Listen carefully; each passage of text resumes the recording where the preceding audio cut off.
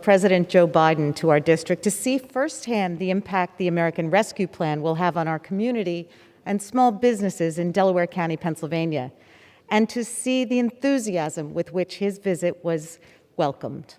Together, we visited Smith Flooring, a successful minority-owned small business in Chester that provides good union jobs and is an economic driver in an area that has struggled.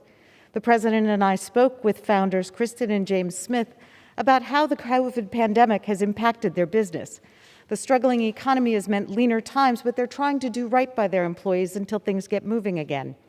The American Rescue Plan has over $50 billion in aid for small businesses, including over $7 billion for the Paycheck Protection Program. These funds will help small businesses like Smith Flooring keep up their payroll, protect jobs, and keep going until the economy is fully open again. I wanted President Biden to see up close one of the Delco businesses that is the backbone of our economy. Thank you to Smith Flooring for talking with President Biden and me. And equally important, I wanted to thank Congress and President Biden for bringing renewed help and hope to our community with the American Rescue Plan. I yield back. For what purpose does the gentleman from Pennsylvania seek recognition? Mr. Speaker, request unanimous consent to address the House for 1 minute and revise and extend my remarks. Gentleman's recognized for 1 minute. Thank you, Mr. Speaker. I rise today to recognize March as National Red Cross Month. While Red Cross Month has been celebrated since 1943, the Red Cross itself has been making an impact on community health since 1881. In 1889, Claire Barton led one of the first mobilizations to a national disaster following the Johnstown flood. This site is in the process of being preserved today and is known as the Clara Barton House. Perhaps the organization's best-known program, the American Red Cross, established the first nationwide civilian blood donation program in the 1940s. According to the organization, someone in the United States needs blood every 2 seconds. Less than 38% of the U.S. population is eligible to give blood, and only 3% of those individuals donate annually. The critical need for blood and the life-saving potential that comes with a donation cannot be overstated. The American Red Cross has always been a leader in this effort, and today they still provide more than 40% of the blood products in the United States. I'd like to encourage all healthy Americans to donate blood and plasma, and in the wake of the pandemic, it is needed now more than ever. Thank you, Mr. Speaker, and I yield back the balance of my time. For what purpose does the gentlewoman from the Virgin Islands seek recognition? I ask unanimous consent to address the House for 1 minute and to revise and extend my remarks. Gentlewoman's recognized for 1 minute. Thank you, Mr. Speaker. This week, House Democrats are building on the progress made under the Biden-Harris administration to reverse the Trump damage and reform our failing system by passing 2 historic and important bills. H.R. 6, the Dream and Promise Act, to protect dreamers, TPS, DED recipients, and the Farm Workforce Modernization Act to uphold the dignity of workers who feed America. Americans want solutions on immigration. Voters overwhelmingly support a path to citizenship, reforms to our legal immigration system, smart management of our borders. Just like the American Rescue Plan, there is strong bipartisan support for immigration reform across the country, just not within this body. For too long, we have kept our arms closed to people who, under similar circumstances, 100 years ago, 30 years ago, would have been given a path to citizenship. But now the doors are closed. 55,000 Haitians came to this country after the earthquakes. They are in limbo. Congress must act, and these 2 overwhelmingly popular common sense bills will ensure that immigrants who make America more American can continue to strengthen, enrich, and contribute to our country. For what purpose does the gentleman from New Jersey seek recognition? Mr. Speaker, I ask unanimous consent to address the House for 1 minute and to revise and extend my remarks. Gentleman's recognized for 1 minute. I am here today to recognize an outstanding 10-year-old girl from Sea Isle City in South Jersey. Reagan Capone is already an engaged member of her community and frequently fundraises for local charities. Last year, Reagan raised over $6,000 for the Love of Linda Cancer Benefit Horse Show. Reagan is now raising money for her Uncle Mike's Seafood Polar Bear Run, Walk for Autism. Aside from fundraising, Reagan is a competitive equestrian and competes in the English circuit of South Jersey. She even made it to the regionals this year. Reagan is a dedicated individual who impacts the South Jersey community every day with her selflessness and her desire to raise awareness for the causes that are so close to her heart. Thank you, Reagan. You are truly an American hero for all that you do. God bless you, and God bless America, and I yield back. Gentleman yields. For what purpose is the gentleman?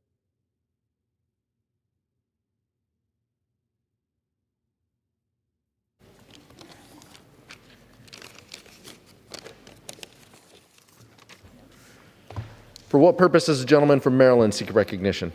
Mr. Speaker, I ask for unanimous consent in order to address the House for 1 minute, revise, and extend my remarks. Gentleman's recognized for 1 minute. Thank you, Mr. Speaker. After spending most of my life in the business world, I've seen firsthand how immigrants bring immense contributions to the American business. Whether it's a CEO of a Fortune 500 company or the frontline worker that has kept our workers safe during the COVID-19 pandemic, immigrant workers, entrepreneurs, and leaders drive our economy. Immigrants bring revolutionary new ideas to our country. Immigrants create jobs. Immigrants inspire innovation and pushes us forward as a country, keeping us on the cutting edge of technology and medical advances.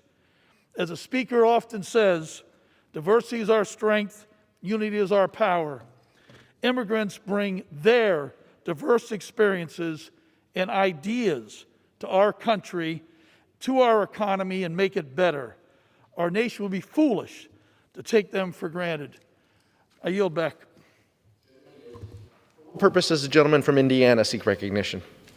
Mr. Speaker, I seek unanimous consent to address the House for 1 minute and to revise and extend my remarks. Gentleman's recognized for 1 minute. Mr. Speaker, today I rise to honor the farm broadcaster Gary Truett. Gary was inducted into the National Association of Farm Broadcasting Hall of Fame for his outstanding work and commitment to delivering informative and insightful news to our nation's farmers. I want to offer my congratulations to Gary for this remarkable achievement and to celebrate his dedicated career. Gary began his farm broadcasting career in 1981, bringing a fresh perspective to the industry, and in only a few years he began his own news broadcast, which soon dominated Indiana radio. In 2006, he did it all over again after a corporate sale of his first network and created Hoosier Ag Today. For more than 33 years, Hoosier farmers have relied on Hoosier Ag Today for latest news about the condition of the agricultural industry and markets. It's hard to find someone who puts his whole heart into everything that they do. Gary is one of them. I wish Gary many more years of success, and with that, I yield back. Gentleman yields. For what purpose does the gentleman from New York seek recognition? Yes, unanimous consent to address the House for 1 minute and to extend it, revise and extend my remarks. Gentleman's recognized for 1 minute. Thank you, Mr. Speaker. I have rarely heard such pernicious nonsense as we heard from the minority leader a few minutes ago.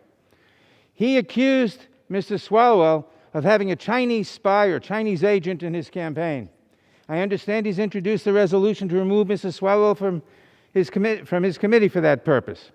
The fact is, we all have hundreds of people in our campaigns, hundreds of people. Can we vouch for any of them? Do we know everybody's associations? Do we know whether someone in the campaign is a spy or a thief or whatever? Do we do a police investigation, an FBI investigation of every member of our campaigns? That's absurd. And I think Mr. McCarthy ought to be ashamed, because he is an experienced campaigner. He knows this, for raising these spurious allegations. I yield back. Gentleman yields. For what purpose does the gentleman from North Carolina seek recognition? To request unanimous consent to address the House for 1 minute and to revise and extend my remarks. Gentleman's recognized for 1 minute. Thank you, Mr. Speaker. Today I rise to observe the recent, almost simultaneous passing of 3 prominent members of the Lumbee tribe and citizens of Robeson County, North Carolina. Mr. Laricus Lowry, Mr. Paul Brooks Sr., Mr. Wyvis Oxendine. These men displayed great fidelity to this important community in our 9th District of North Carolina throughout their lives. Mr. Laricus Lowry dedicated 50 years of his life to Robeson County, serving 41 years as the president of the Robeson County Farm Bureau. Mr. Paul Brooks Sr. spent many years as a public servant to Robeson County, including being elected as the 4th chairman of the Lumbee tribe. Mr. Wyvis Oxendine leaves behind over 20 years of devotion to his community, which includes stints as a county commissioner, magistrate, and educator. These 3 men take their leave from us at almost the same time and leave behind an indelible impact on our community. I honor them for all they have done, and I yield back. Gentleman yields. For what purpose does the gentlewoman from New York seek recognition? Thank you, Mr. Speaker. I seek unanimous consent to address the House for 1 minute and to revise and extend my remarks. Gentlewoman's recognized. Thank you, Mr. Speaker. I rise today to recognize Bryce Sinclair, a senior at Maine Enwell High School in New York's 22nd District. I'm honored to announce that Bryce accepted his appointment to join the Corps of Cadets at the United States Military Academy at West Point, New York. Bryce was selected among a highly competitive pool of applicants from around the country. Bryce's decision to attend West Point comes as no surprise to those who know him well.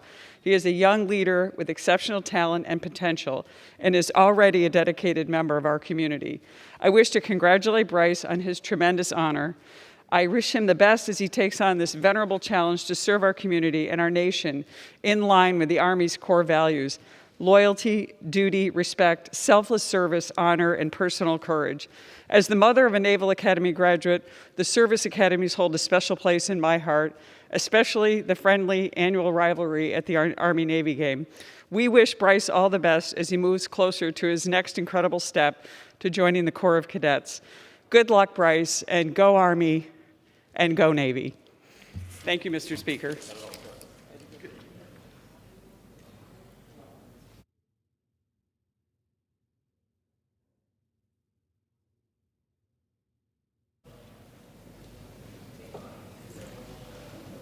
For what purpose does the gentlewoman from Iowa seek recognition?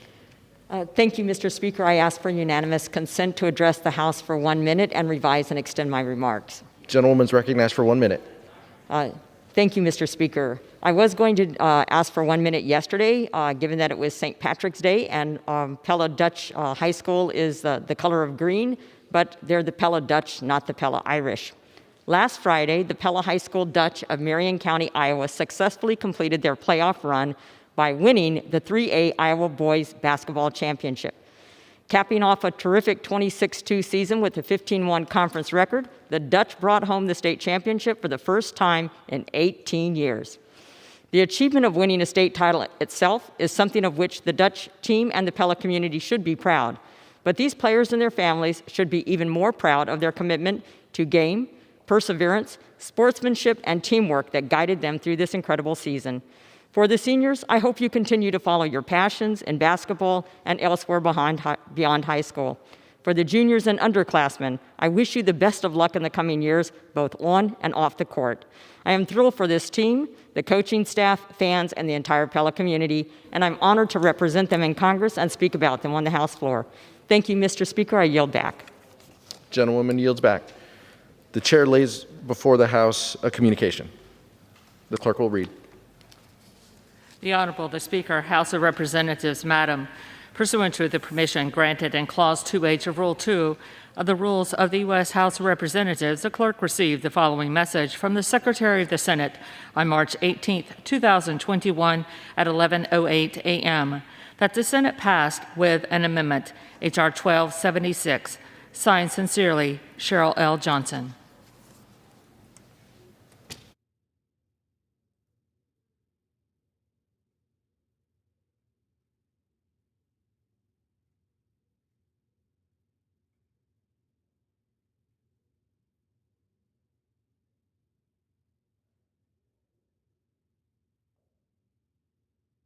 For what purpose does the gentleman from New York, Mr. Nadler, seek recognition?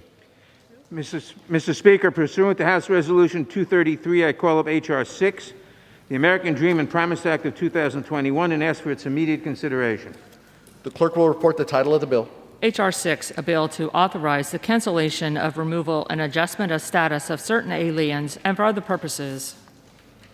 Pursuant to House Resolution 233, the amendment in the nature of a substitute consisting of the text of Rules Committee Print 117-4 is adopted, and the bill as amended is considered read. The bill as amended shall be debatable for 1 hour, equally divided and controlled by the chair and ranking minority member of the Committee on the Judiciary or their respective designees. The gentleman from New York, Mr. Nadler, and the gentleman from Ohio, Mr. Jordan, will each control 30 minutes. The chair recognizes the gentleman from New York, Mr. Nadler. Mr. Speaker, I ask unanimous consent that all members may have 5 legislative days in which to revise and extend their remarks and insert extraneous material on H.R. 6. Without objection. Thank you, Mr. Speaker. I yield myself 2.5 minutes. Gentleman's recognized.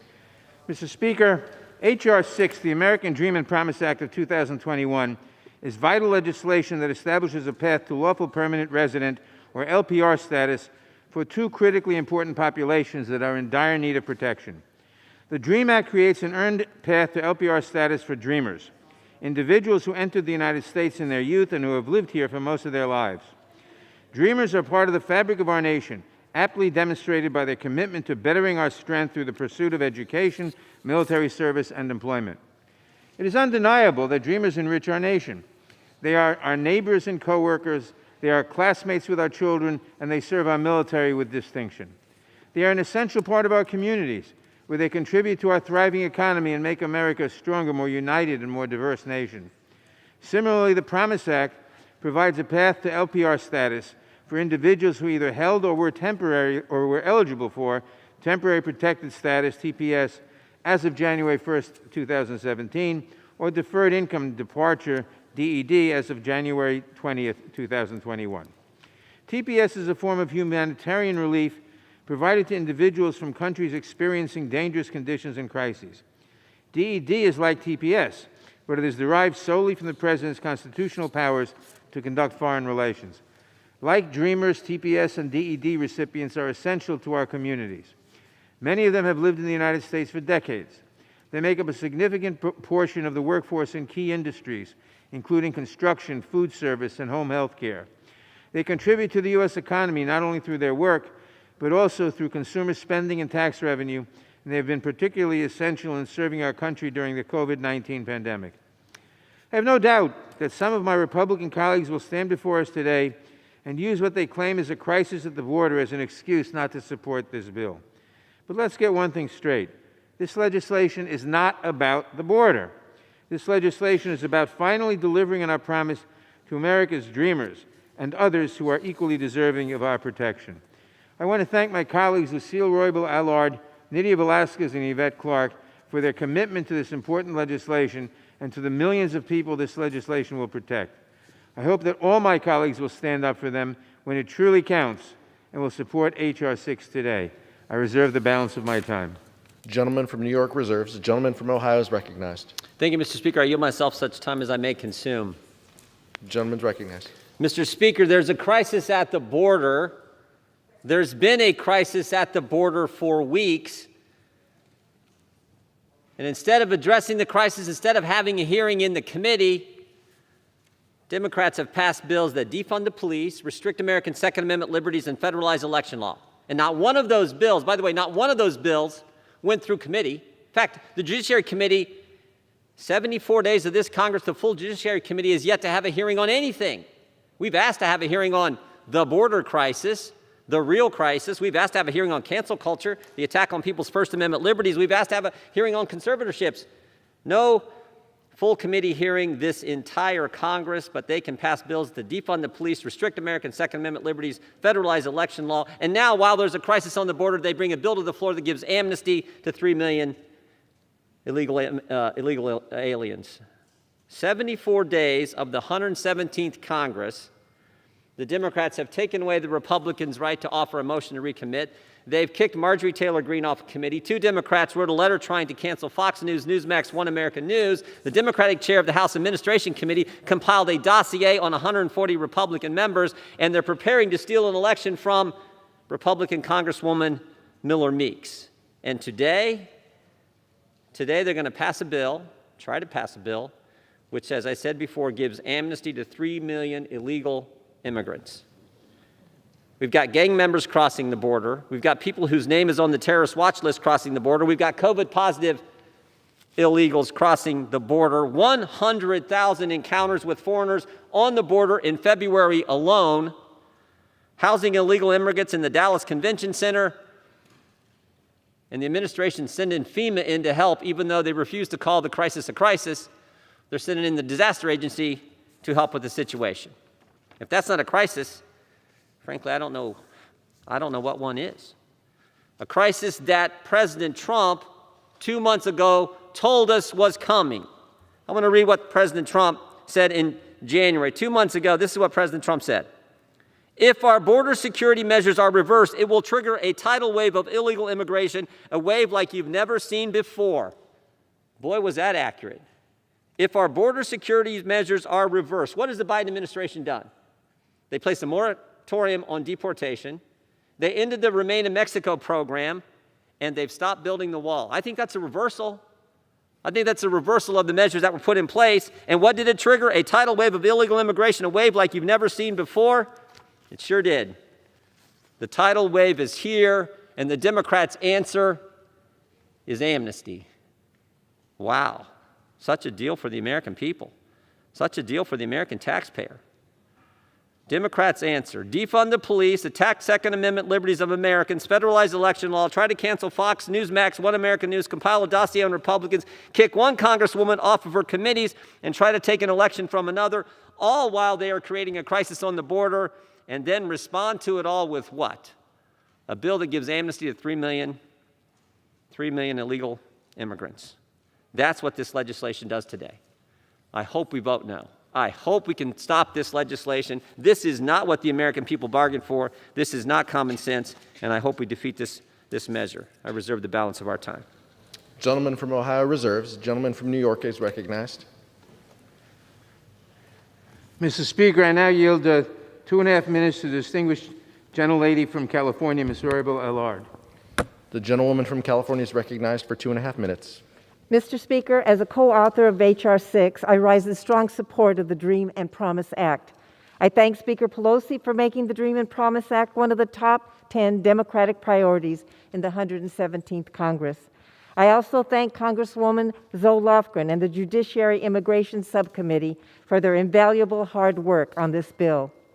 Today, this House has another opportunity to pass H.R. 6 and once and for all end the fear and uncertainty that has plagued the lives of our nation's dreamers, who have become an integral part of the fabric of American society.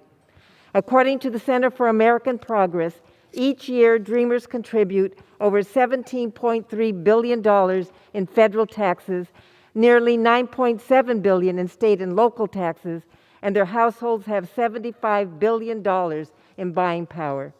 Over the course of this deadly corona pandemic, an estimated 202,500 DACA recipients have risked their lives to protect the health and safety of Americans. Yet in spite of the critical role they play in our society, over 2.1 million dreamers live in a state of limbo, doubt, and anxiety of being deported to a country most do not know. H.R. 6 eliminates the ambiguity in their lives and recognizes the talents and indispensable contributions dreamers make to our country. While their individual stories may vary, they share the common denominator of embracing and exemplifying American values and love for this country, the only country they call home. The Dream and Promise Act has the support of Democrats, Republicans, and independents, as well as businesses, organized labor, faith groups, educators, health professionals, former cabinet officials, and the majority of the American public.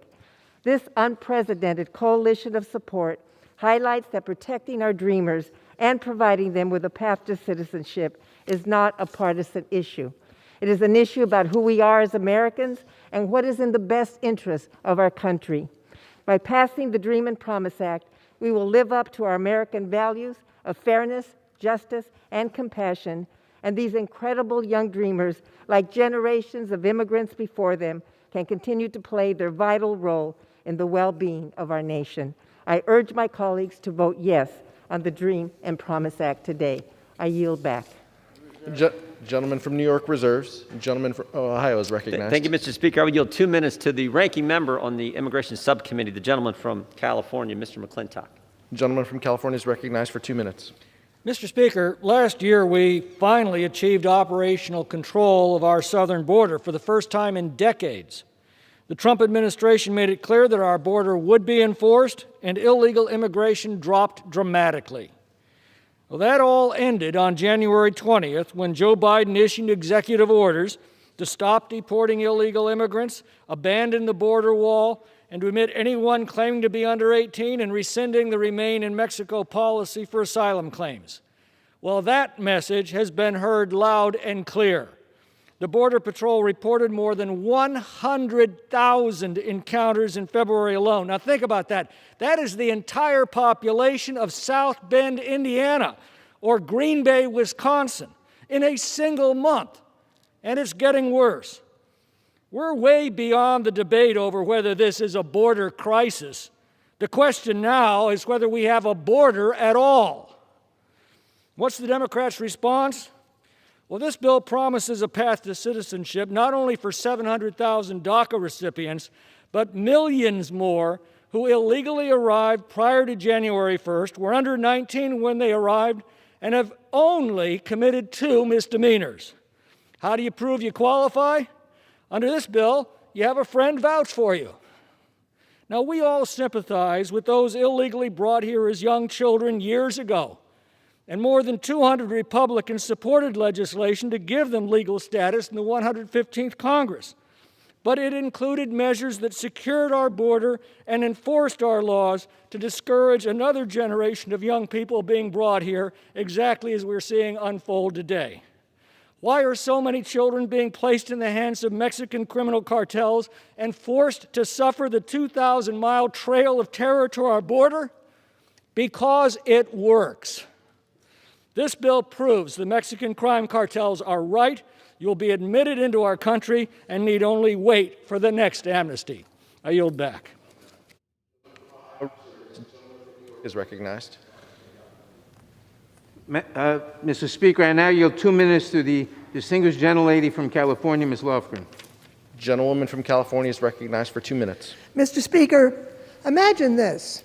You are 17 years old, you've worked hard, you're the valedictorian of your high school class, you're the quarterback on the football team, you go down to apply for your driver's license and you find out for the first time that you're actually not born in the United States, that you're undocumented.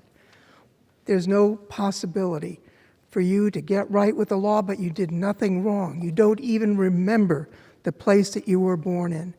That's the circumstance that tens of thousands of young people find themselves in, and this bill allows those young people to get right with the law. They've done nothing wrong, and go on and become the full Americans that they are, except for their paperwork. It does something else which is important, which is it recognizes that there's a group of people who are here under visas, but because the Senate messed up, that's a term of art, the per-country cap bill that this House passed by 365 votes in the last Congress, there is a huge backlog from large countries, so long that the dependents of lawful temporary visa holders age out, and they have no remedy, just as the other dreamers. They can't go back to the country they were born in because their parents are legally here. They have no capacity to become the full Americans that they are. This also resolves that problem. It's distressing to hear the rhetoric about the border. In fact, the uptick at the southern border began last April, and it relates to hurricanes and disorder in 3 Central American countries. We need to pay attention to what's going on in those 3 countries, and that's something the Biden administration is taking steps to do, to solve that problem where it starts. I'll just note, nobody's escaping from Costa Rica. It's the disorder in 3 countries that needs to be resolved. And with that, vote yes on this bill, and I yield back, Mr. Speaker. Gentlewoman Reserves. Gentleman from New York, reserves. Gentleman from Ohio is recognized. Thank you, Mr. Speaker. Yield 2 minutes to the gentleman from Arizona, Mr. Biggs. Gentleman from Arizona is recognized for 2 minutes. Thank you, Mr. Speaker. As we see the ongoing impacts of Biden's inhumane border crisis, I rise in opposition of H.R. 6. It is irresponsible to be considering this bill today. This bill provides amnesty to millions of those who are illegally in this country. This promise of amnesty is a magnet for aliens attempting to enter the United States today, and for at least 35 years, we've seen a direct correlation between promises of amnesty and an increase in illegal border crossing. The ongoing Biden inhumane border crisis is a direct result of then candidate and now President Biden's flawed border policies, including amnesty. That's why I reintroduced the Fund and Complete the Border Wall Act earlier this year and introduced the Stopping Border Surges Act earlier this week. These bills include real reforms that will have real impacts. Specifically, the Stopping Border Surges Act fixes problems caused by the Florida settlement agreement that prevents DHS from detaining family units for more than 20 days, ensures that unaccompanied alien children are quickly and safely returned to their homes, and promotes increased integrity in the asylum system. But H.R. 6 will cause more problems than it will solve. It has serious flaws that lead to fraud and abuse. This bill gives the Secretary broad authority to waive grounds of inadmissibility for humanitarian purposes, family unity, or because the waiver is otherwise in the public interest. That means that under this bill, even convicted criminals will be eligible for amnesty. And if that's not bad enough, under this bill, aliens who were removed from the country by DHS will be allowed to return and get amnesty. Let me repeat that. Aliens who were ordered removed by an immigration judge after receiving due process and were actually removed will be allowed to return and get amnesty. Last year, USCIS, the agency who administers this amnesty program, almost had to furlough 70% of its workforce because the fees it collects do not cover the cost of adjudicating immigration benefits. But this bill actually sets the amnesty fee arbitrarily low and will allow most aliens to obtain a fee waiver. That's a recipe for disaster. This bill prohibits information from being shared with ICE so that our immigration laws cannot be enforced. Instead of prohibiting information sharing, we should require information sharing. And this bill does nothing to secure the border or close loopholes in our immigration laws that encourage illegal immigration. Fired. I oppose this bill and encourage my colleagues to do the same. Thank you. Gentleman from Ohio reserves. Gentleman from New York is recognized. Mr. Speaker, I now yield 1 minute to the distinguished gentlelady from Washington, Representative Jayapal. Gentlewoman from Washington is recognized for 1 minute. Thank you, Mr. Speaker. I rise today in strong support of the American Dream and Promise Act. As an immigrant myself who came to America alone at the age of 16 and who spent a decade in the immigrant rights movement before coming to Congress, I stand with the Dreamers and TPS and DED recipients who have courageously proclaimed, undocumented and unafraid, in the streets and halls of Congress and built this movement for justice. These Dreamers, TPS, and DED holders have lived in the shadows for too long, doing our nation's essential work while living a life of uncertainty and fear every day. Mr. Speaker, Congress, us, right here, right now, can change that. We can stand up for our 4.4 million essential community members who have made the United States home. We can legislate what they deserve, which is a roadmap to citizenship, a future of hope and opportunity and contribution. So let's stop the hypocrisy of criminalizing immigrants. Let's give recognition and hope today. Vote aye on the American Dream and Promise Act. I yield back. Gentleman from New York reserves. Gentleman from Ohio is recognized. Thank you, Mr. Speaker. I would yield 2 minutes to the gentleman from Texas, Mr. Roy.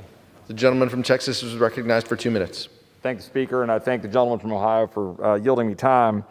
You know, a couple nights ago, I was in Laredo, Texas, doing an interview, overlooking the Rio Grande, and my interview was interrupted by a stream of human smugglers, and people shouting, "Run for the ladders, run for the fences," coming from the water, and then some went back across the river, went over to a facility where children are being housed right now.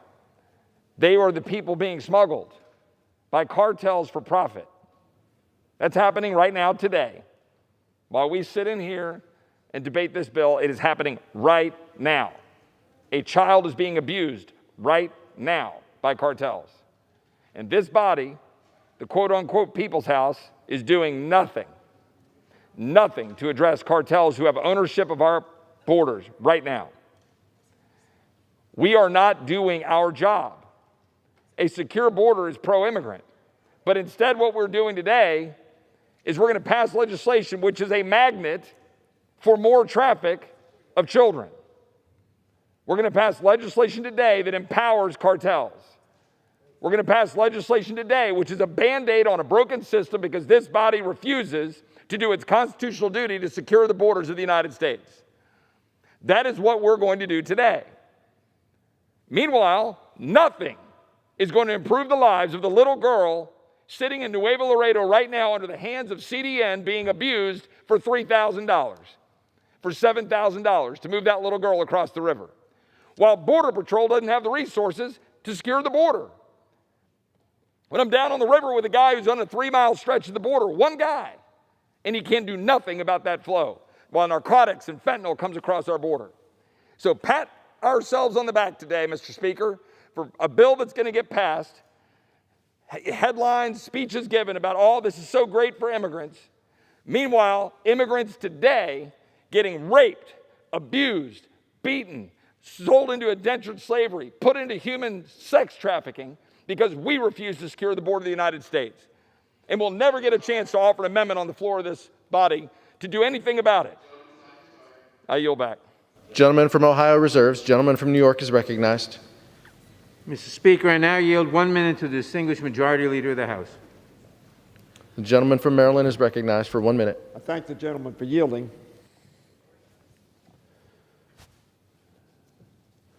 Let us remember that the United States Senate in 2013, with 14 Republicans and the balance of Democrats, well over 60 people voting for comprehensive immigration reform.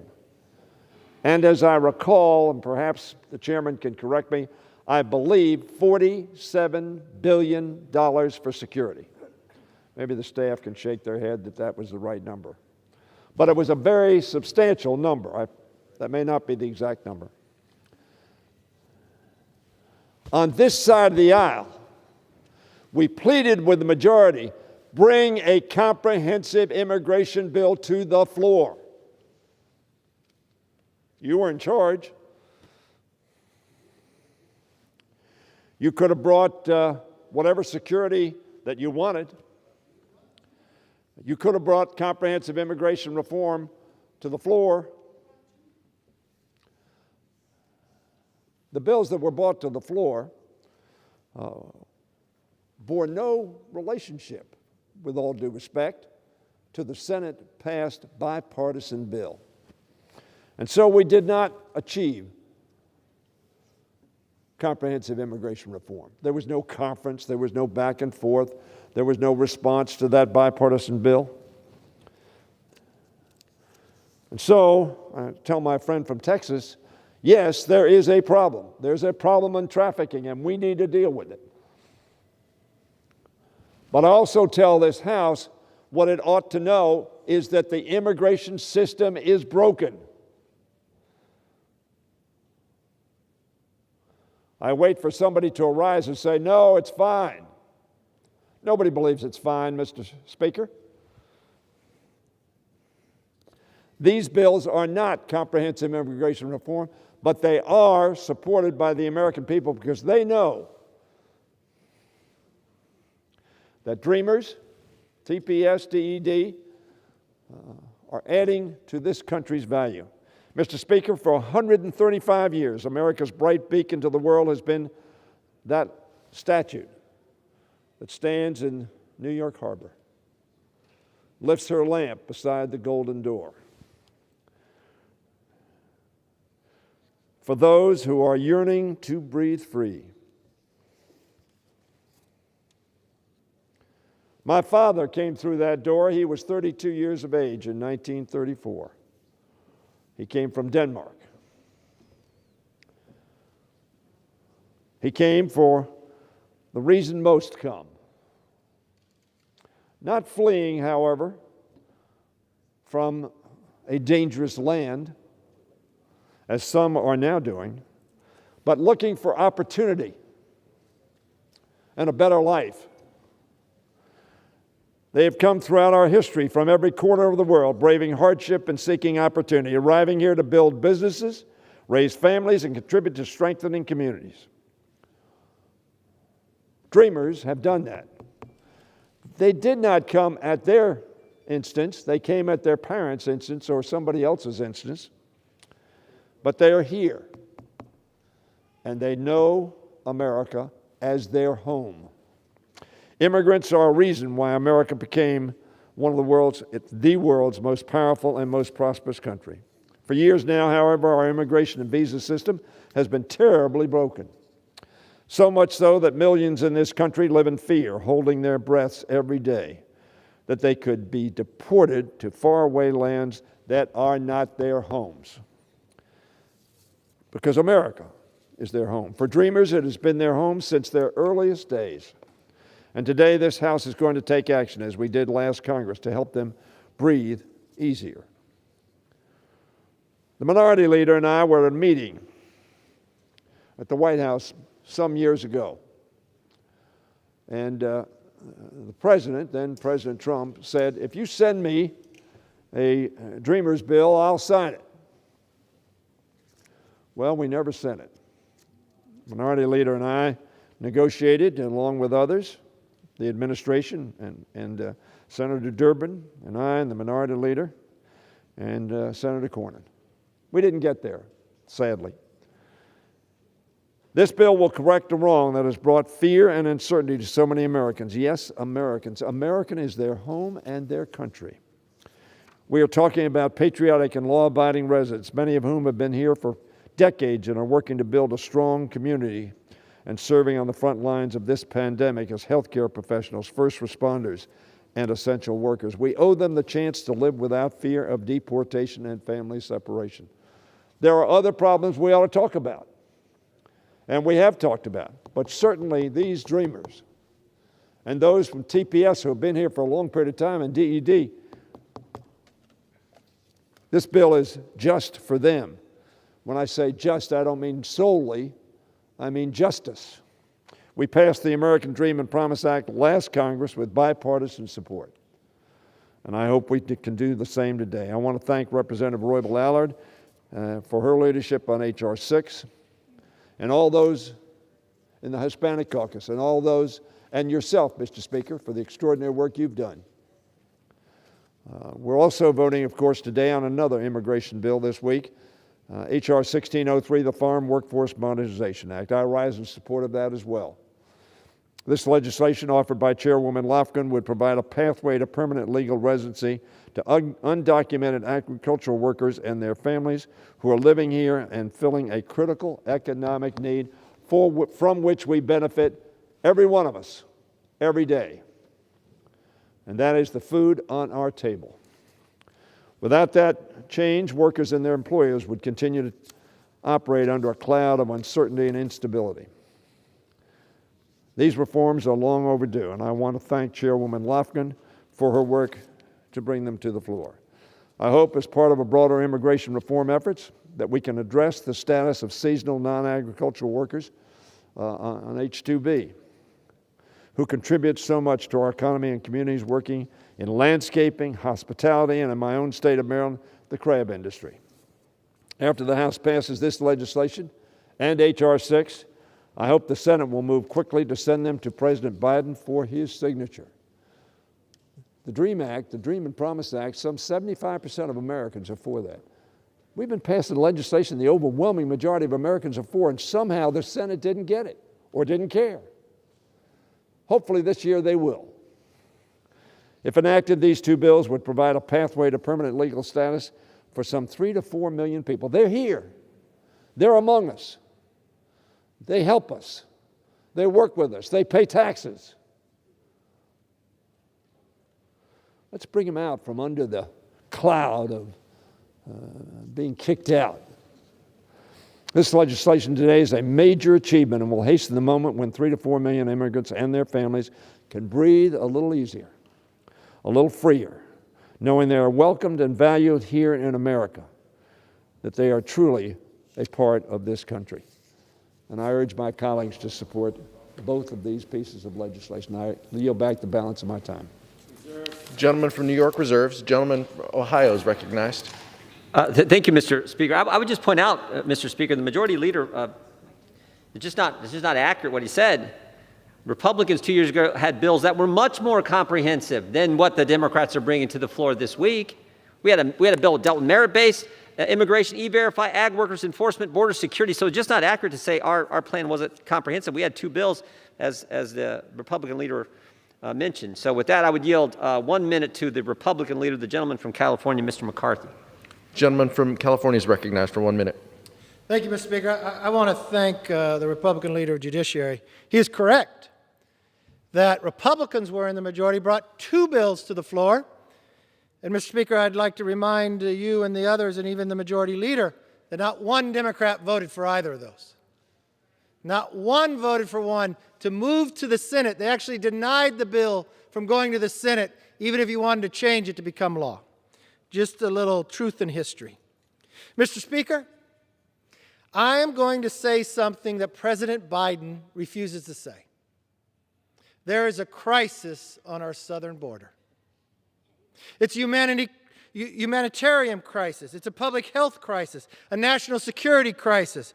It is a Biden border crisis, and it is spiraling out of control with no signs of ending. When candidate Biden told migrants in June, immediately surge to the border, I knew his immigration policies would be bad. But I did not think it would be this bad. I did not think that would mean 13,000 unaccompanied minors in the U.S. custody. I did not think it would mean moving them from border facilities across the country, 1,000 of them to Midland, Texas, 3,000 to Dallas, and likely to more cities tomorrow. I didn't think the Biden administration would require COVID tests for American citizens entering the country, but not to illegal immigrants. I did not think Biden's own DHS secretary would have to admit that we are, and I quote, on pace to encounter more individuals on the southwest border than we have in the last 20 years, Mr. Speaker. I didn't think I would hear the president of Mexico refer to our president, Joe Biden, as the migrant president. And I did not think it would only take 2 months to create the worst border crisis in the history of America. But unfortunately, Mr. Speaker, that's exactly what happened. When I visited the border on Monday, one thing was abundantly clear. This crisis, Mr. Speaker, started on midnight, January 20th. It started when President Biden stopped building the wall, even though there are only a few miles left to complete. And when he made that decision, he had to even pay more money to the contractors to break the contract. And when he promised to make all 11 million illegal immigrants citizens. Now, my colleague, Mr. Jimenez of Florida, spoke with a family from Honduras about their journey to the border. He asked them how long the trek was. 22 days, they said. This story of this family is a story we've heard from many, and it's not unique. As you see, thousands decided to cross the border now because of President Biden's promises and policies. They listened to him in June when he said you need to surge the border. As one migrant family recently told Fox News, yes, I listened to the news that they were letting people in. When I was there Monday, I was speaking to the border agents, the American citizens, and the migrants. The number one thing was clear. The crisis at the border is the worst they have ever seen. You see, when we went to El Paso, we toured the new processing facility. We built it under the last administration. It's huge, 98,000 square feet. And when I asked the chief of the Border and Customs, Chief Chavez said, we built it so large with capacity, we didn't believe it could ever meet capacity. But that day, That day we marked history. That day they hit capacity. 1,040 people, most children, unaccompanied. You know what it meant when you hit capacity? That meant 120 border agents got pulled off the border to protect us to go into the center. That's what a crisis looks like, even if the administration won't say it.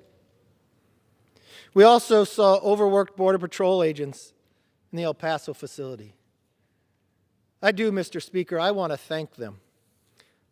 What they're being asked to do is extraordinary. The pressure on them. The pressure from the administration not to allow press to see what's happening.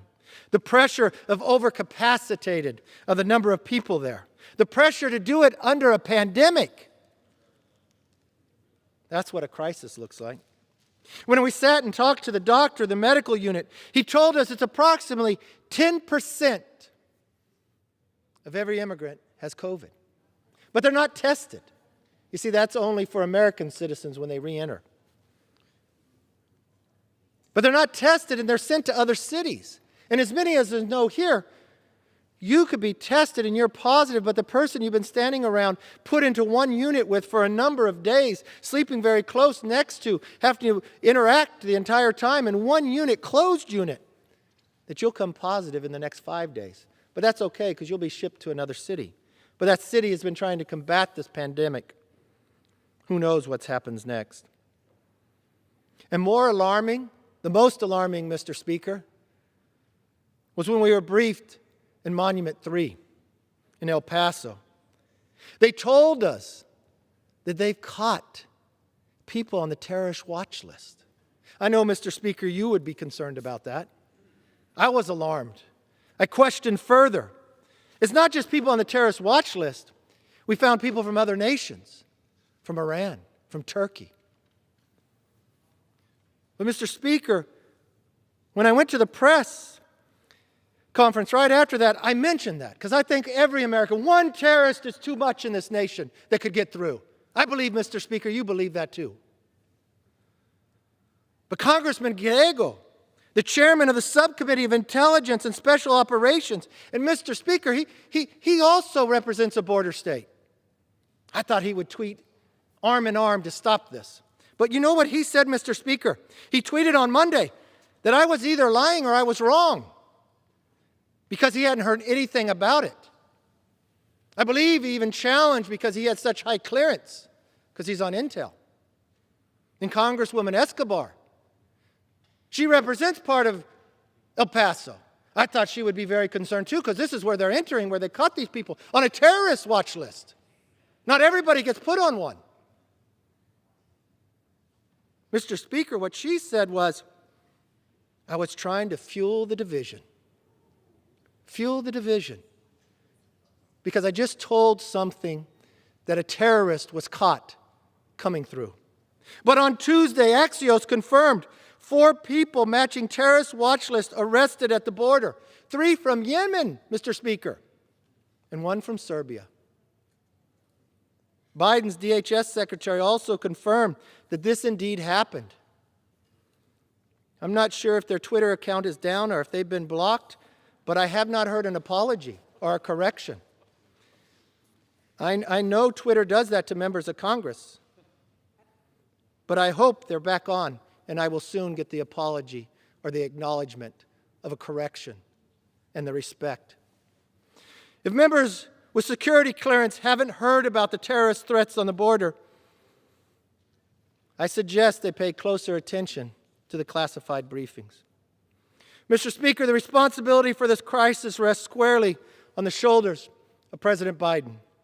After weeks of claiming they could handle it, his administration is now attempting to blame the growing crisis on the previous president. But nothing could be further from the truth. Words and actions have meanings, and Biden has sent the message that our border is open. So there is no question that President Biden provoked the problem. The question is, how can we stop it? Mr. Speaker, when I was there in El Paso, 150 miles of the wall was supposed to be built. At that midnight on January 20th, 133 miles had been finished. Instead of finishing the project, they stopped. You could go to the ranch where they took down the old barrier because they were going to put the new wall. There is nothing there. It's not just people coming across illegally, animals move back and forth. So far, the Biden administration and congressional Democrats aren't providing any solutions. Mr. Speaker, we want to solve this problem. That's why I sent a letter to the president 2 weeks ago to sit down. When the president said immigrants should surge to the border, we understood what he meant.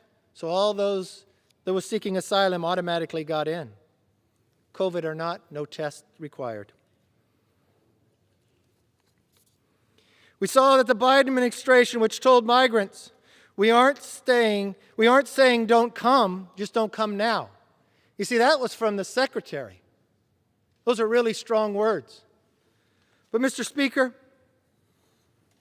what moved me the most was speaking to a border agent. He was a father, spoke to one that was a mother, talking about the unaccompanied children. Told me a story of walking upon a child who was 1-year-old, 3-year-old, and 5-year-old, all holding hands. No one in sight for miles away. No one in sight for miles away. It's remarkable that they got there. But the question was, how many didn't make it? How many didn't make it? How many lives have been lost or abused? Simply because they heard a message. Or you stopped the PACER program. Or you changed from Remain in Mexico. Or you stopped finishing the wall that was almost complete. Mr. Speaker, those who defend the border told me that they've never seen so much fentanyl as they had in the last month. They've never seen the tactics that were used of storming the wall all at once. Just in this one small section, if you looked, it would just go a number of blocks. 100 to 200 people a night are apprehended. We saw that last week with the Democrats' so-called COVID relief bill, $22 billion in health care subsidies that illegal immigrants are eligible for. Another clear message. But $0 are dedicated to helping the men and women patrolling the border. And Mr. Speaker, they need the help. They're stretched so thin.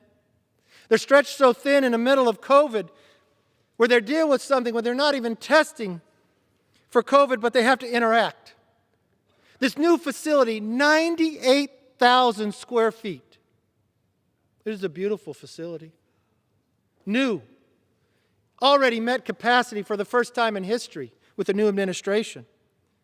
But if you looked across into the parking lot, the dirt parking lot, where the border agents have to park, they were moving their cars, you see. They had to put up tents because the surge is so great. You see, they listened to the words of candidate Biden, and they watched the actions of President Biden. But there's no new money. I know that COVID bill was the largest, well, shouldn't call it COVID, it's less than 9% for it. But Mr. Speaker, do you realize in that bill, prisoners will get more money than the Border Patrol? Do you realize that they're going to have to use their own operation money to stretch so thin? So not only could the Border Patrol not be on the border, now they're taking any money for the future to deal with the surge today. The American people deserve leaders who will work with the seriousness of purpose what this crisis requires. That is why I wrote a letter to President Biden 2 weeks ago asking to meet about the crisis. Since then, the crisis has only gotten worse, but unfortunately the President still hasn't responded. So today I sent President Biden a second letter offering to relay what we learned at the border since he refuses to go there. But I believe it would benefit from a hearing of what we saw and heard. Mr. Speaker, if the President won't go there and the President puts orders to deny the press from learning so the American people can't know, I think it would behoove him to hear from the people who are there. I also introduced 5 solutions based on the information from our trip. All of them are rooted in the basic idea that we are both a nation of immigrants and a nation of laws. Mr. Speaker, I know you're proud of your heritage, and I'm proud of mine like every single American.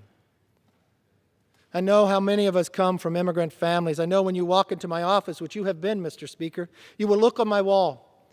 You will see the documents of Ellis Island. April 23rd of this year will mark the 100th anniversary of my grandfather, Guido Palladino, coming from Italy. As a young child, boarding a ship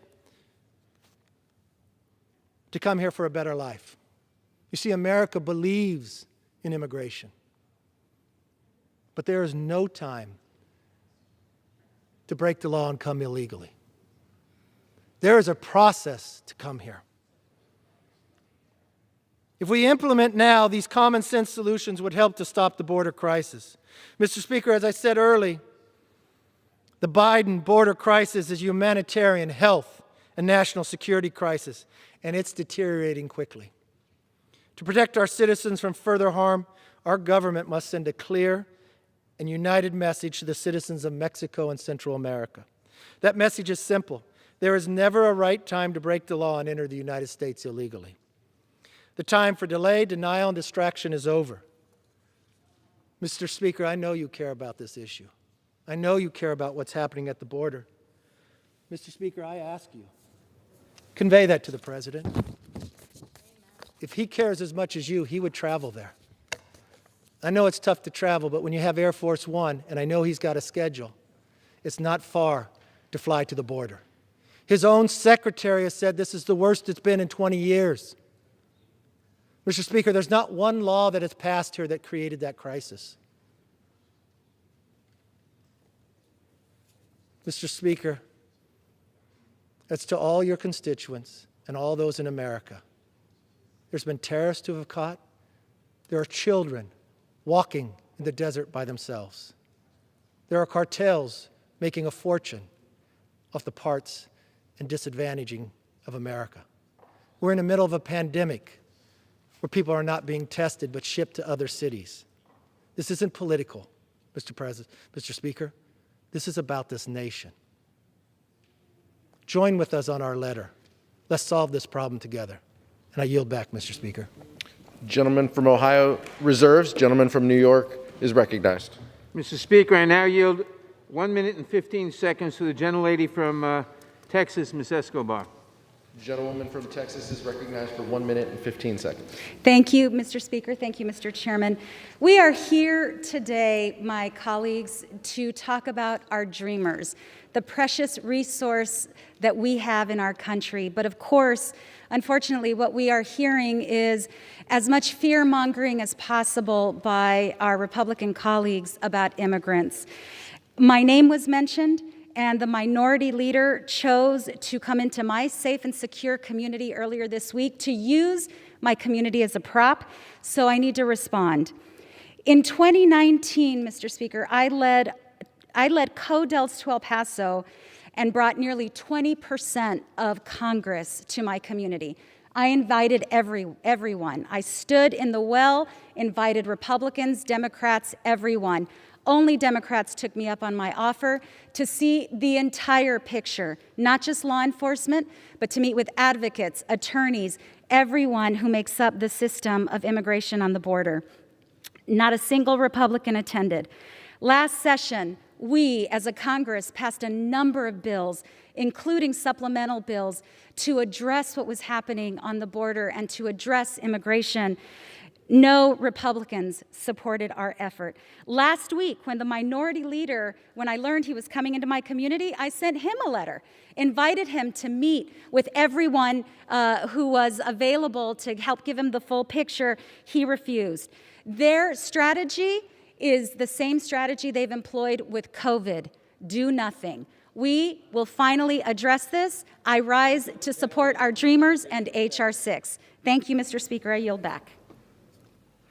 Gentleman from New York reserves. Gentleman from Ohio is recognized. Well, Mr. Speaker, I would just point out, I was at the border 2 years ago, the Rio Grande sector. Mr. Roy was at the border last week. Mr. McCarthy was at the border this week. The previous speaker, Mr. Speaker, said that Republicans didn't come when we've all been down there and seen what goes on. And just this week, we've been down there to see the current crisis. Now I yield 1 minute to the gentleman from Wisconsin, Mr. Grothman. Yeah, I've been Gentleman down there from 4 Wisconsin is times now, recognized for 1 minute. First of all, thank you for yielding. We take up this bill at a time when 3 times as many people are crossing the border, almost 3 times as many are crossing the border as were this time last year. Under President Obama, it was a bad day if you had 1,000 contacts at the border. Now we're having 3,000 a day. These bills are being introduced advertising that people who come here legally are suckers, and we're going to give preference to people who didn't come here legally. I would further like to ask we delay the vote until the Biden administration removes the muzzling of the Border Patrol. We do not really know what's going on at the border when this most opaque of administrations tells the Border Patrol that they cannot tell press or congressmen what's going on. James Madison must be spinning in his grave. He gave the press freedom, and they refused to use it. I yield. Gentleman from Ohio reserves. Gentleman from New York is recognized. Mr. Speaker, I now yield 45 seconds to the gentleman from Rhode Island, Mr. Cicilline.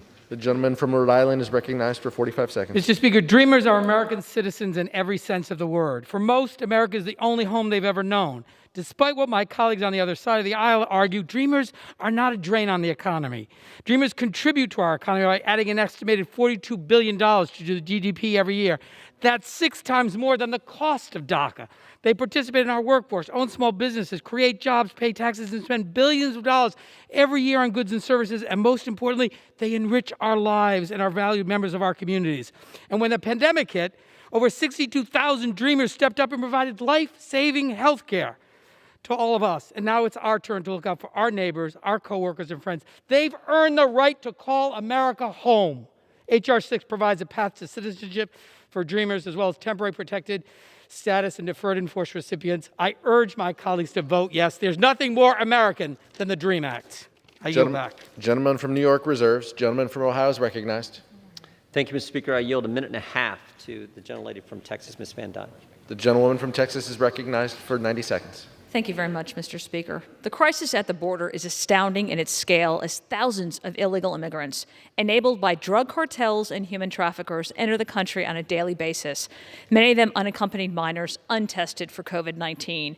And yet our colleagues across the aisle accuse us of using this crisis at the border as an excuse. Context matters, and policies have consequences. This is a surge at levels we have never seen before. And it's a direct reaction to the Biden administration dispensing with numerous measures which protected our southern border. Yet it's another day of political theater today on the House floor and another set of bills without any real debate. In addition to the lackluster effort here in Congress, our president needs to enforce our laws. I and 20 of my colleagues from Texas recently urged the Texas Attorney General to hold the president's feet to the fire and enforce the laws, such as Title 42. The president can use whatever language he wants to describe what's happening on our southern border, but his reckless policies are creating a disastrous situation for Texans, putting our health and safety in grave jeopardy. Today could have been an opportunity for real debate and to send a message that this manufactured crisis needs to stop and make true reforms to our immigration system, yet that could not be further from the truth. It's obvious we have a broken immigration system, but Democrats' flagrant disregard of laws to appease the far left is dangerous and out of touch with the challenges real Americans are facing right now. Ignoring laws such as Title 42, denying a border crisis, that's not leadership. And Texans know better than to take that sitting down. I urge my colleagues to vote no on this bill, and I yield back. Gentleman from Ohio reserves. Gentleman from New York is recognized. Mr. Speaker, I now yield 45 seconds to the gentleman from Colorado, Mr. Neguse. Gentleman from Colorado is recognized for 45 seconds. I thank the chairman. I had prepared remarks, but I cannot let the minority leader's remarks go unanswered. Some of my colleagues are aware of this. I was born in Minority Leader McCarthy's district in Bakersfield, California. My parents came to this country 40 years ago as refugees, and because of the incredible freedoms and opportunities that our wonderful country has to offer, we've been able to live the American dream. How dare he denigrate a majority that is working to ensure that that dream remains secure for thousands of dreamers in his district, in my district. across the United States. Young people who live in fear, young people who have known no other country but the United States as their home. That's what this bill is about. Let's pass H.R. 6. Let's ensure that these dreamers are treated the way they should be, as Americans. Gentleman's time's expired. I yield back. Gentleman from New York reserves. Gentleman from Ohio is recognized. Thank you, Mr. Speaker. I yield 2 minutes to the gentleman from North Carolina, Mr. Bishop. The gentleman from North Carolina is recognized for 2 minutes. Mr. Speaker, the American people are a generous people, instinctively drawn to the idea of amnesty. It's a fine word, amnesty. A general pardon for offenses, an act of forgiveness for past offenses. Of course, in the immigration arena, amnesty means not only pardon or forgiveness for violating our law, but also a grant of important rights, ultimately the privilege of citizenship. Sometimes that important distinction can be overlooked. But what is particularly despicable in the present legislation is that Democrats exploit that fundamental spirit of generosity by misleading the American people about the scope of the proposed amnesty, its recipients, and its implications. They would have you believe that this legislation responds to those President Obama dubbed dreamers. In the gentlewoman from California's description, it is a 17-year-old who worked hard, became a model student, quarterback on the high school football team, who doesn't even remember the time before he lived in the United States. But this bill is not the DREAM Act. Rather, it crushes the dreams of American workers. It's not for only 641,000 active DACA recipients. In this bill, Democrats want to provide amnesty for more than 2.9 million illegal immigrants, including even people who entered the United States illegally by January 1st, 2021, just over 2 months ago. And all at a time when our unemployment rate is over 6% and the working Americans are hardest pressed by this economic impacts of Democrats' affinity for lockdowns. This bill also allows dangerous criminals and gang members to gain amnesty benefits, even if they've been convicted of multiple misdemeanors. If this bill is signed into law, adults from Syria, Yemen, Sudan, Somalia, Liberia, and Venezuela will receive amnesty. We know this body should be prioritizing relief for American citizens, not illegal immigrants. I urge my colleagues to reject this misleading rhetoric and this dangerous bill. Well done. Gentleman from Ohio reserves. Gentleman from New York is recognized. Mr. Speaker, I now yield 1 minute to the distinguished gentlelady from Texas, Ms. Jackson Lee. The gentleman from Texas is recognized for 1 minute. The FBI, the Secretary of Homeland Security, said the greatest threat to America is domestic terrorism, white racism, white supremacy, not babies who have come here innocently and through no fault of their own. I rise with great enthusiasm to support H.R. 6 and to join my colleague, Congressman Robel Allard, in her work for 2 decades. We have stood alongside of each other. The American Dream and Promise Act provides immigrant youth and current or potential holders of temporary protected status or deferred enforced departure the opportunity to become citizens. This is the very same person. This person, his name is Alonzo Gillian. He was a DACA. He died coming to Houston during Hurricane Harvey trying to save lives.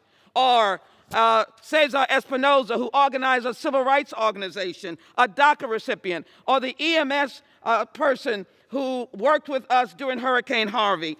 These are the persons, or Liberians on deferred status, and TPS persons. Let me just say, support this because it's the right thing to do. They're not terrorists. It is not asylum.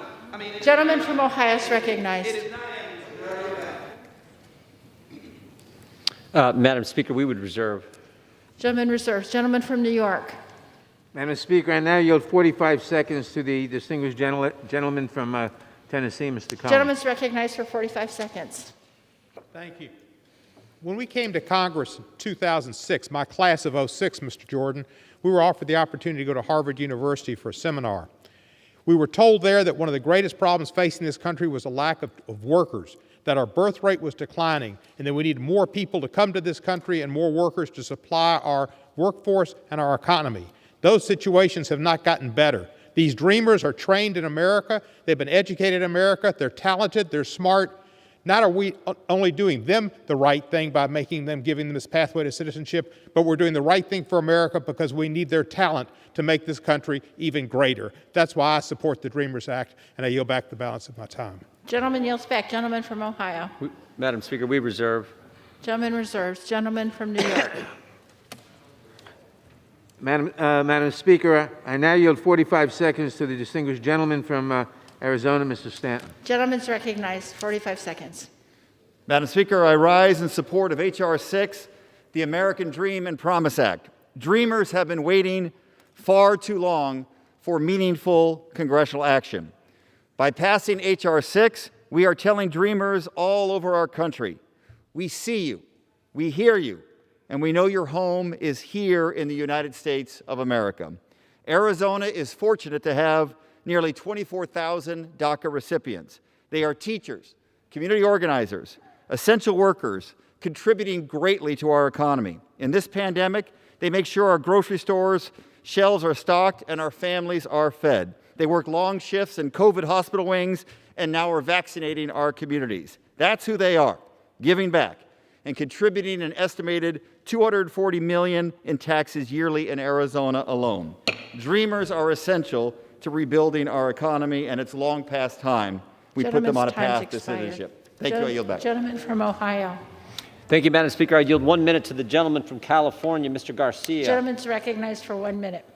Thank you, the gentleman from Ohio. Madam Speaker, I rise today in opposition to H.R. 6. As a first-generation American, I know firsthand the opportunities that America provides. I understand why every person on this planet should want to come to this beautiful country. We are a land of immigrants, built on hard work and blessed by freedoms that are protected by law and order and secured by our Constitution. I sympathize with the dreamers, I really do. But this bill should not be considered before addressing our broken immigration system that led to this very problem. Providing amnesty to dreamers while ignoring the crisis at the border is like cleaning up spilled water before fixing the broken pipe. If Congress fails to reform our immigration system and fails to secure our borders, future migrants will be subjected to the same situation in which dreamers today find themselves. We need to fix our broken immigration system and secure our borders. And if my colleagues are sincere about their care and passion for the dreamers, they should work with us to secure the border today so that the dreamers have a chance tomorrow. I yield back. Gentleman from New York. Madam Speaker, I now yield 1 minute to the distinguished Speaker of the House. The distinguished speaker is recognized for 1 minute. Thank you very much, Madam Speaker, and I thank the gentleman for yielding once again. I salute him for his leadership, the third bill in 2 days that he has brought to the floor. Thank you. Yesterday for the ERA and Violence Against Women Act. Today, here we are in this legislation, here for the dreamers. Madam Speaker, this issue is near and dear to my heart, but more importantly, to my head. This is so important for our country. 3 years ago, I came to the floor and I spoke about our dreamers for 8 hours and 6 minutes. Have no fear, I will not use my speaker's minute to that extent today. But I wish I could, because I have so much to say about what dreamers mean to America. So I rise with tremendous pride, joy, and hope this day that as the House prepares to take this momentous step toward our democracy, passing H.R. 6, the Dream and Promise Act. I want to salute some of our leaders in Congress as I acknowledge the distinguished chair, Mr. Nadler of the committee, but Congresswoman Lucille Roybal-Allard, the godmother of this legislation, who carries forth a commitment to our newcomers to our country. It's in her DNA, same commitment of her father, the late Mr. Chairman Ed Roybal, as he championed newcomers to our nation. She has been with this legislation for 20 years that I know of, and it was she and Howard Berman who introduced it initially a generation ago. 10 years ago, she authored this legislation, and we were successful on the floor. And we were successful in passing it in the House because of the leadership of Congresswoman Roybal Allard, but also Chairwoman Nydia Velázquez, who at the time was the chair of the Hispanic Caucus. And the Hispanic Caucus really led the way, taught the Congress about what dreamers mean to America in case that had not been within the experience of our members. Nydia, and in this legislation today, Nydia Velázquez has the promise, this is Dreamers and Promise, she has the promise TPS and DED, and again, very important to our country. Yvette Clarke from the Congressional Black Caucus, who is very much a part of all of this today, has the TPS piece of this. And I was so pleased to hear this morning the CAPAC, the Congressional Asian Pacific American Caucus, have Congresswoman Strickland of African American and Korean descent speak in terms of what this means to the Asian Pacific American community, something that Chair Judy Chu reminds us of every day. So this is now gone beyond the Hispanic Caucus, to the Black Caucus, the Asian Pacific Caucus, and to all of us in the Congress. This legislation is protecting Dreamers and TPS and DED recipients, honors the truth that immigrants are the constant reinvigoration of our country. When they come here with their hopes and dreams and aspirations, these parents bringing their children, their hopes and dreams and aspirations for a better future for their children, that courage, that determination, those aspirations are American traits, and they all make America more American with all of that. Indeed, they are true and legitimate heirs, these dreamers are, of our founders. E pluribus unum, from many one. We talk about that all the time. Many in this chamber have been part of the fight to protect our patriotic dreamers for years. As I said, when I stood here for 8 hours and 6 minutes, the longest speech and record in the House in history about the dreamers, I was reading letters that my members were handing me, the story of the dreamers. And then Mr. Stanton mentioned, there are teachers, there are professionals, there are CEOs, there are entrepreneurs. They contribute to our community in every way. And I was so pleased to hear him talk about that, because one of the first meetings I ever was to about Dreamers was under the leadership of one of his predecessors, well, not his, but the predecessor of some of our members from Arizona. That would be Congressman Pastor, Mr. Chairman Pastor. Mr. Grijalva and Harry Mitchell, all three, had a meeting at Arizona State University about helping these young people. That was in 2007. So this has been going on for a while. Next month, as I mentioned, marks the 20th year since the DREAM Act was introduced by Congresswoman Roybal Allard, and it was on a bipartisan basis. Sadly, at the Senate, when we passed it 10 years ago, it was on a bipartisan basis.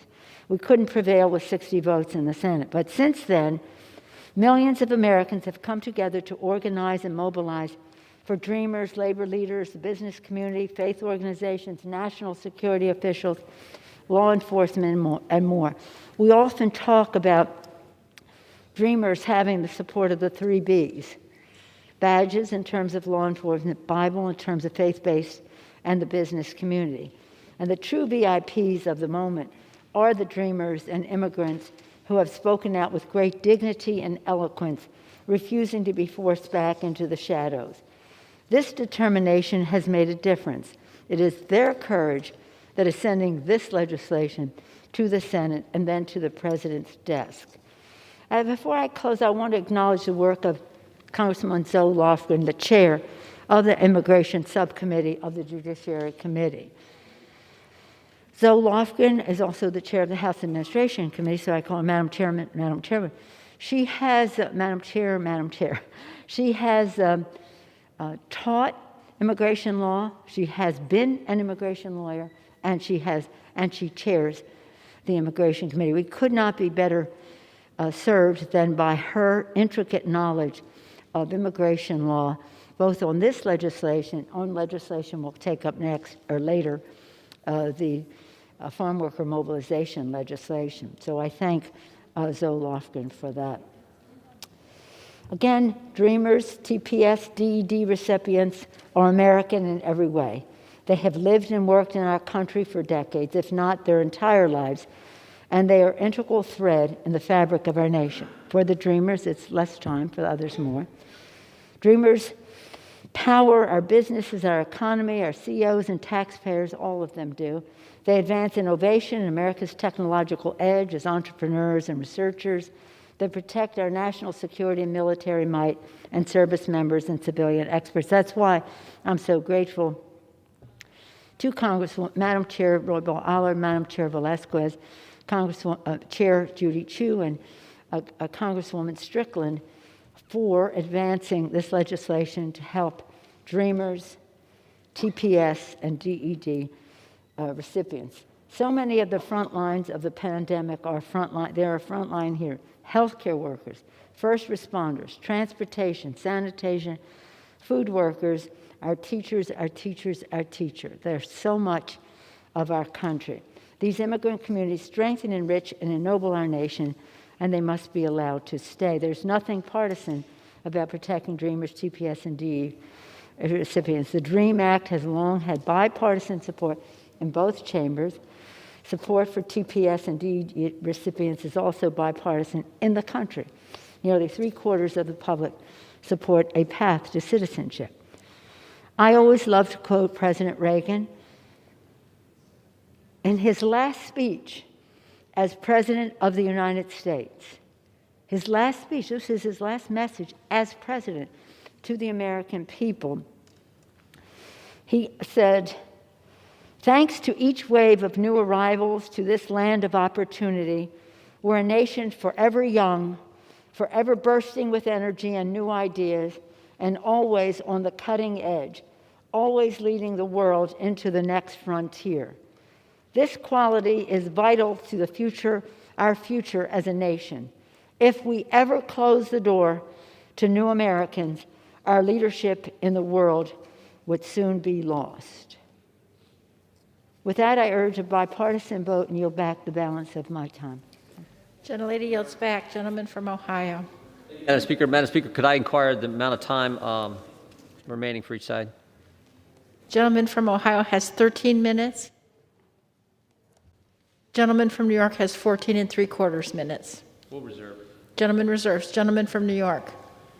Madam Speaker, I now yield 45 seconds to the distinguished gentleman from New York, Mr. Jones. Gentleman's recognized for 45 seconds. Thank you, Madam Speaker. I swear, sometimes I stand in this chamber